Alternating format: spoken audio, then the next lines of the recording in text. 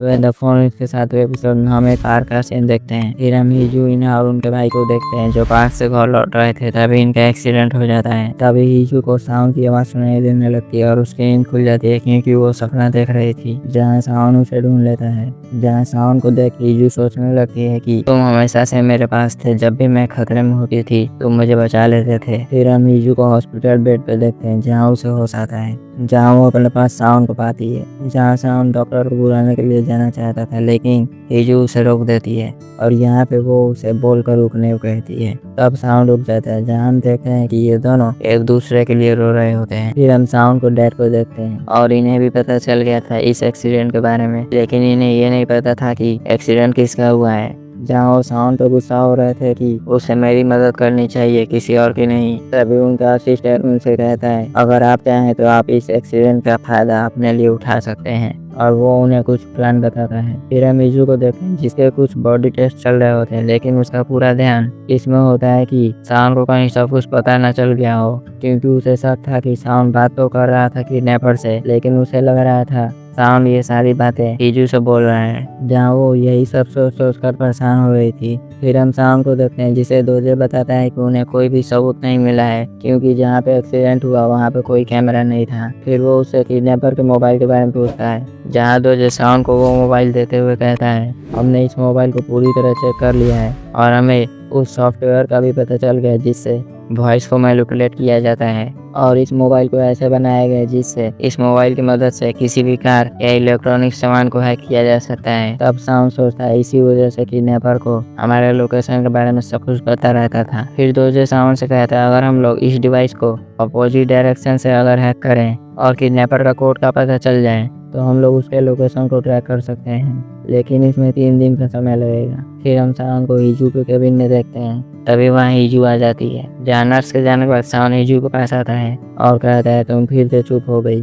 फिर वो हिजू को व्हील चेयर से अपनी गोद में उठा लेता है और उसे उसके बेड के पास लाता है और हिजू से कहता है मुझे तुम्हारे दिल की धड़कन बहुत पसंद है, और उसे बेड पे लिटा देता है। फिर वो हिजू से कहता है मुझे पता है तुम बोल सकती हो, तुम सोच भी नहीं सकती मुझे तुम्हारे बारे में कितना कुछ पता है। जहाँ हिजू को लग रहा था कि साउंड को पता है कि वही किडनैपर है जो उसे कॉल करती रहती है। तभी साउंड कहता है किडनैपर ने मुझे तुम्हारे बारे में बताया था, लेकिन हो सकता है उसने तुम्हें धक्का दिया हो, लेकिन उसने मेरी मदद भी की, इसलिए मैं सोच में पड़ गया हूँ कि मैं उसे पुलिस को दे दूँ या माफ़ कर दूँ। जहाँ हिजू कुछ बोलना चाहती थी लेकिन नहीं बोलती है। फिर साउंड उसे रेस्ट करने को कहता है और वहाँ से चला जाता है। उसके जाने के बाद हिजू अपना बैग चेक करती है जिसमें उसे किडनैपर का मोबाइल मिलता है और वो कहती है क्या उसने इसे नहीं देखा, और वो सोचती है मैं इस मोबाइल के द्वारा तुमसे दूर जाना चाहती थी, लेकिन इस मोबाइल ने हम दोनों को एक साथ जोड़ दिया। फिर हम साउंड को नेक्स्ट डे ऑफिस जाते हुए देखते हैं। तभी उसे दोजे कॉल करता है और न्यूज़ के बारे में बताता है। फिर हम साउंड के डैड को देखते हैं जहाँ उन्होंने प्रेस कॉन्फ्रेंस रखा था, जहाँ वो सारे न्यूज़ रिपोर्टर से ये कहते हैं कि जो भी मेरे बेटे के साथ हुआ है वो सब कुछ अपोजिशन पार्टी ने किया है, क्योंकि वो सब चाहते हैं मैं प्रेसिडेंट कैंडिडेट से अपना इस्तीफा दे दूं। फिर हम हिजुमा और इन्हा को देखते हैं जहाँ हिजुमा इन्हा से पूछती है तुम वापस कब आई, तो इन्हा कहती है आपको इतनी जल्दी क्यों है। तो हिजुमा कहती है तुम्हारे पापा को जानना है, लेकिन तुम करना क्या चाहती हो। तो इन्हा कहती है आपको टेंशन लेने की जरूरत नहीं, मैं उनकी बहू बनना नहीं चाहती हूँ, और वो यहाँ साउंड के डैड की बात कर रही थी। तो हिजुमा कहती है तुम ये कर भी नहीं सकती हो। हिजू साउंड को अपना उंगली पे नचा कर रखती है। तो इन्हा कहती है अगर उसे साउंड की सच्चाई पता चल गई तब क्या होगा, और वो हिजुमा से कहती है आप ही ने मुझे शादी से पहले वो दिया था। और हम फ्लैशबैक में सीन देखते हैं कि इन्हा अपने ऑफिस में आती है जहाँ उसके टेबल पे एक डॉक्यूमेंट रखा था। जहाँ इन्हा उस डॉक्यूमेंट को देख चौंक गई थी, जहाँ प्रेजेंट में वो कहती है वो डॉक्यूमेंट आपने मुझे भेजा था ताकि मैं डर के भाग जाऊं। तो हिजुमा कहती है तुम ये सब क्या कह रही हो, कौन सा डॉक्यूमेंट। फिर हम साउंड के डैड को देखते हैं जहाँ उन्हें अपने कॉन्फ्रेंस की वजह से बहुत फायदा हुआ था। तभी वहाँ साउंड आ जाता है। फिर साउंड अपने डैड को उसका नाम यूज करने से मना करते हैं, नहीं तो बहुत बुरा हो जाएगा। तो साउंड के डैड उस पर चिल्लाते हुए कहते हैं ये नाम हमने तुम्हें दिया है जिसे हम यूज कर रहे हैं। फिर हम साउंड के बचपन में सीन देखते हैं जहाँ साउंड की माँ उसे हर बात पे रोकती थी और कहती थी मेरा बेटा ये नहीं करता था, मेरा बेटा वो नहीं करता था। जहाँ प्रेजेंट में वो अपने डैड से कहता है मैंने ये नहीं मांगा था आप लोगों से, और वो यहाँ पे बहुत गुस्से में होता है। फिर हम रिजू को देखते हैं जो सोकर उठती है और वो सोच रही थी कि क्या वो उसी ने किया था। तभी उसे साउंड का मैसेज आता है जहाँ साउन उससे पूछ रहा था कि मैं रास्ते में हूँ, तुम्हें कुछ चाहिए? तो हिजू कहती है मुझे चिकन और कुछ मीठा चाहिए, लेकिन साउन मना कर देता है क्योंकि हिजू अभी पेशेंट है। फिर वो साउन को मैसेज करती है तुम कब तक पहुँचने वाले हो। इधर साउन अपनी कार पूरी स्पीड में चलाता है हिजू तक पहुँचने के लिए। फिर हम साउन और हिजू को हॉस्पिटल रूम में देखते हैं जहाँ वो हिजू के लिए कुछ कपड़े और फ्रूट्स लाया था। फिर हम देखते हैं कि हिजू फ्रूट खाते हुए साउन से पूछती है तुम घर कब जाओगे? तो साउन कहता है फैमिली मेंबर को भी यहीं रहना है। तो हिजू चौंकते हुए पूछती है तुम यहीं सोओगे? तो साउन कहता है हम लोग पिछली रात एक साथ सोए थे, तो अभी क्या हुआ है? जहाँ हिजू के तो होश ही उड़ गए थे उसकी बात सुन, और वो सोचने लगती है हम लोग पिछली रात कहाँ एक साथ सोए थे, कहाँ सोए थे। जहाँ उसे लगता है कि साउन नहा रहा है और वो शर्मा जाती है। तभी साउन बाथरूम से बाहर आकर उसे फ्रेश होना कहता है। फिर हम देखते हैं साउन हिजू के बालों को धो रहा होता है बाथरूम में, जहाँ हिजू चुपचाप उसे ही देख रही होती है। फिर हम देखते हैं कि साउन हिजू के बालों को हेयर ड्रायर से सुखा रहा होता है। जहाँ हिजू साउन से पूछती है तुम मेरे लिए ये सब क्यों कर रहे हो? तो साउन कहता है दूसरे पति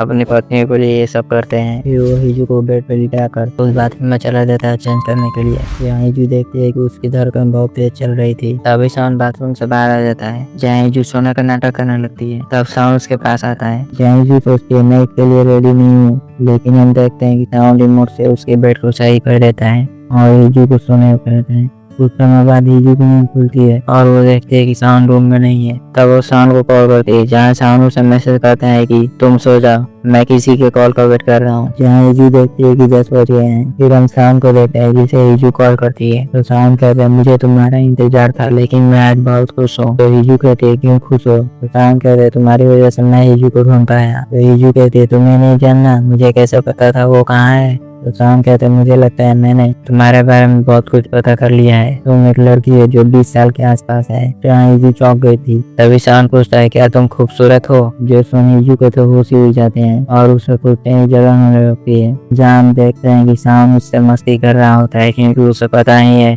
आखिरकार वो कौन है। उसके बाद हिजू कहती है तुम शादीशुदा हो, कुछ तो सोचो। तो साउन कहता है अभी तो हिजू सोई है, तो हम दोनों थोड़ा बहुत मस्ती कर लेते हैं। फिर वो हिजू से कहते हैं तुम्हारे लिए मेरे पास कुछ ऑफर है, और वो हिजू को अपने साथ हाथ मिलाने कहता है। फिर वो कहता है मुझे पता है तुम उसके साथ नहीं मिली हो जिसने हिजू को धक्का दिया, इसीलिए मेरे साथ मिल जाओ और उसे पकड़ने में मेरी मदद करो, और उसके बारे में जो भी जानती हो मुझे बताओ। फिर हम यूरी और उसके न्यूज ऑफिस को देखते हैं जहाँ उसे प्रेसिडेंट ऑफिस से साउन का स्टेटमेंट मिल गया था और यही स्टेटमेंट उसे आज न्यूज में बताना था। फिर हम हिजू को हॉस्पिटल में टहलते हुए देखते हैं जहाँ वो देखती है कि कुछ औरतें वहाँ पे कोई सीरियल देख रही थी। जहाँ हिजू भी कुछ देर के लिए वहाँ रुक जाती है। तभी वहाँ पे यूरी का न्यूज चैनल लगता है जहाँ वो बताती है कि आप सबको पता ही होगा स्पोक्स पर्सन साउन के ऑफिस के एम्प्लॉय के साथ क्या हुआ है, लेकिन ऑफिशियल स्टेटमेंट से ये पता चला है कि ये एक एक्सीडेंट नहीं था, ये एक क्रिमिनल एक्ट था। स्पोक्स पर्सन साउन को बहुत समय से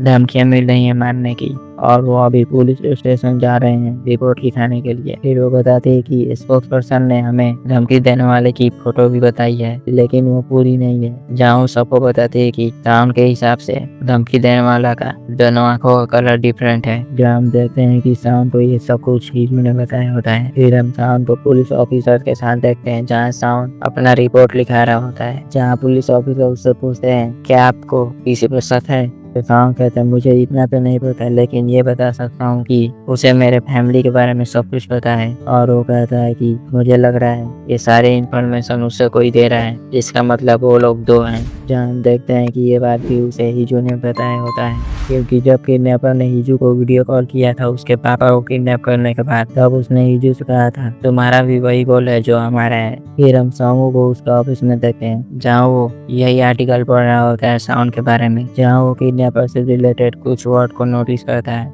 तभी हम किसी दूसरे आदमी को देखते हैं जो ड्रिंक कर रहे होते हैं। तभी उन्हें इस न्यूज के बारे में पता चलता है और वो बहुत डर जाते हैं। फिर हम किडनैपर को देखते हैं जहाँ उसे भी सब न्यूज के बारे में पता चल गया था और वो बहुत गुस्से में था। जहाँ वो अपने मास्टर को मैसेज करता है कि तुमने उसे धक्का दिया, लेकिन मेरा चेहरा बाहर आ गया, तुम उसे क्यों मारना चाहते हो? मेरा टारगेट तो साउन था। जहाँ उसे रिप्लाई आता है कि हिजू अब डिवोर्स नहीं लेना चाहती है, लेकिन मैं साउन को उधर फील कराना चाहता हूँ जो किसी को खोने के बाद होता है, लेकिन इससे पहले हमें हिजू से अपना मोबाइल वापस लेना होगा। फिर हम हिजू को देखते हैं जहाँ वो साउन के इन्हीं सब न्यूज के बारे में देख रही होती है, जहाँ लोगों का कमेंट अच्छा नहीं होता है। जहाँ वो शाम को कॉल करना चाहती थी। तभी उसे किसी अननोन नंबर से कॉल आता है और वो डर जाती है। तभी उसे उसी नंबर से मैसेज आता है कि क्या तुमने न्यूज देखा? तुमने उसे बता दिया मैं कैसा दिखता हूँ, लेकिन वो मैं ही था। मैंने तुम्हें धक्का नहीं दिया, लेकिन मैं जानता हूँ तुम्हें मुझ पर विश्वास नहीं है और तुम पीछे हट गई हो, तो मैं वहाँ आ रहा हूँ अपना मोबाइल लेने के लिए। दरवाजा खोलो।